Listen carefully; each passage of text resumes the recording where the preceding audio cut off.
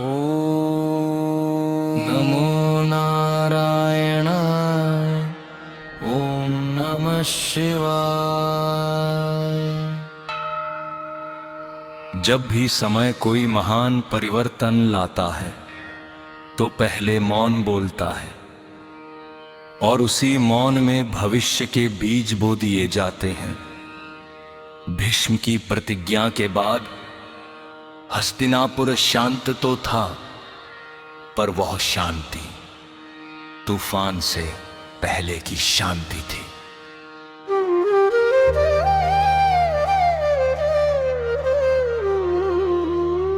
जय पांडु और धृतराष्ट्र का युग, राज्य की बागडोर अब धृतराष्ट्र और पांडु के हाथों में थी। धृतराष्ट्र नेत्रहीन थे, पर सिंहासन की चाह उनकी आंखों से अधिक तीव्र थी। पांडु शांत, संयमी, धर्म को समझने वाला राजा, पर नियति ने उन्हें अधिक समय सिंहासन पर बैठने नहीं दिया।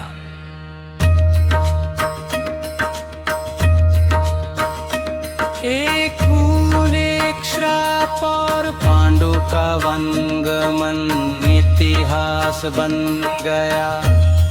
जय राजमहल में जन्म की गूंज, हस्तिनापुर के महलों में के बाद शंख बजने लगे। धृतराष्ट्र और गांधारी से कौरवों का जन्म हुआ 100 पुत्र, पर पहले जन्मा दुर्योधन कहाँ जाता है। उसके जन्म के समय धरती कांप उठी, आकाश में अशुभ संकेत दिखे, पर अंधे प्रेम ने उन संकेतों को देखने से इनकार कर दिया। उधर वन में पांडु की पत्नियों से पांडवों का जन्म।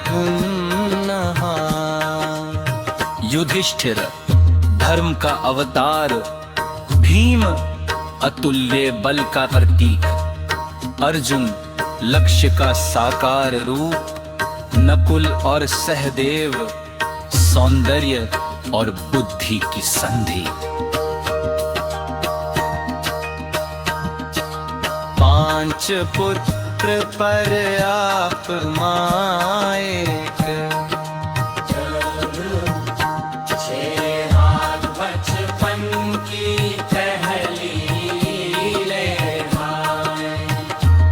जब दोनों वंश एक ही महल में बड़े होने लगे, तभी भविष्य ने पहली बार करवट ली। भीम का हंसना दुर्योधन को चुभता था। अर्जुन की एकाग्रता ईर्ष्या को जन्म देती थी। युधिष्ठिर का सत्य अधर्म को आईना दिखाता था, और शाकुनी हर दृश्य को चाल में बदल रहा था। के गया मिश्र का पहला प्रयोग एक दिन, हंसी खेल में भीम को विष पिला दिया गया। पर जो धर्म की कोख से जन्मा हो, उसे अधर्म का विष क्या डिगा सकता है। नागलोक की कृपा से भीम जीवित रहा और उसी दिन निश्चित हो गया। यह केवल बालकों का खेल नहीं, ये भविष्य का युद्ध है। जग गुरु के आने से पहले हस्तिनापुर अब समझ चुका था कि केवल राजकुमार होना पर्याप्त नहीं। उन्हें चाहिए था एक ऐसा गुरु जो शस्त्र ही नहीं उसी क्षण भाग्य ने एक नाम लिखा, द्रोणाचार्य। पर उनके आने से पहले एक और पात्र ने अपमान किया, आग सीने में तो सुलगा रहा था।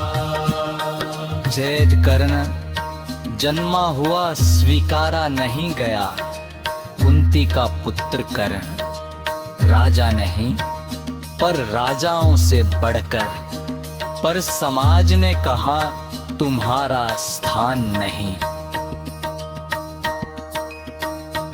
और इसी तिरस्कार ने उसे दुर्योधन के लिखत पहुंचा टकराए। जहां मित्रता नहीं रणनीति थी, जब इस खंड का सार इस खंड में बीज बो दिए गए हैं, धर्म और अधर्म के, प्रेम और ईर्ष्या के, मित्रता और षड्यंत्र के।